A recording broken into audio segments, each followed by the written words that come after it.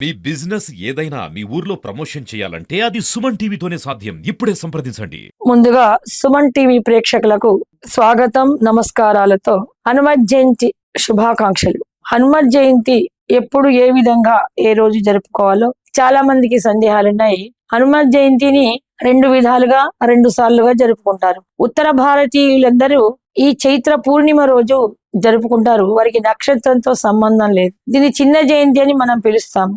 హనుమత్ జయంతి కార్యసిద్ధిని, బుద్ధిని, జ్ఞానాన్ని, కార్య అనుకూలతను ఇచ్చేది కాబట్టి ప్రతి వాళ్ళు చాలా భక్తి నమ్రతలతోని హనుమత్ జయంతి నిర్వహిస్తారు. అనేకమైన మానవ జీవన సమస్యలకు హనుమత్ జయంతి, హనుమత్ పూజలు పరిష్కారాలు ఇస్తాయి. అయితే అసలైన హనుమత్ జయంతి వైశాఖ బహుళ దశమి పూర్వభద్ర నక్షత్రం. ఈ సంవత్సరము 2025లో మే 22వ తారీఖు వైశాఖ బహుళ దశమి పూర్వభద్ర నక్షత్రయుక్తంగా వస్తోంది. పూర్వభద్ర నక్షత్రంలోనే ఆంజనేయ స్వామి జన్మించాడు. అయితే మరి 2 సార్లు ఎందుకు హనుమత్ జయంతి చేసుకోవాలి అంటే, శ్రీరామచంద్రుడు కలిశాక మన హనుమంతుల వారు సీతాన్వేషణకై దక్షిణ దిశగా వెళుతున్నప్పుడు అనేక పర్యాలు ఎన్నో ఆటంకాలు ఎదురైనాయి. శ్రీరామనామ జపాన్ని చేస్తూ 7 సముద్రాలను ఉల్లంఘన చేసుకుంటూ, అంటే లంఘిస్తూ అశోకవని చేరుకున్నాడు. అక్కడ అనేక విధాలుగా సీతాన్వేషణను అణువణువున వెతికాడు. సీతమ్మ జాడ కనరాలేదు. ఎన్నో తమలపాకు వృక్షాల తీగలపై వెళుతూ చివరిగా ఒక్కొక్క ఆ తమలపాకుల మీద ఒక ఆకును పట్టుకొని జై శ్రీరామ్, జై శ్రీరామ్ అనగానే మనకు వారధి కడుతున్నప్పుడు ప్రతి రాయి మీద జై శ్రీరామ్ అని ఎలా పడిపోయిందో, ఆ ఆకుల మీద హనుమ ఉచ్చారణ, వాక్శుద్ధి, వాక్పటిమకు హనుమ అధిష్టాన దేవత అని చెప్పుకుంటాము. అలాగా జై శ్రీరామ్ అని పడిపోయినాడు.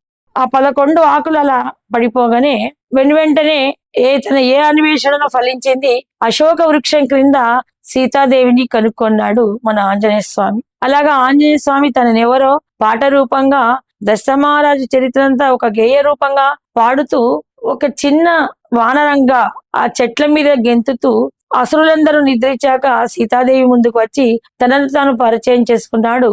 ఇప్పుడు అమ్మ నమ్మి ఆ సీతమ్మ తల్లి వాత్సల్యంగా తను ఏ అశోక వృక్షం కింద కూర్చుందో దాని పక్కగా ఉన్న తీగకున్న ఆకును తుంచి తమలపాకుతోని దీవించిందంట, ఆశోచనం ఇచ్చిందంట.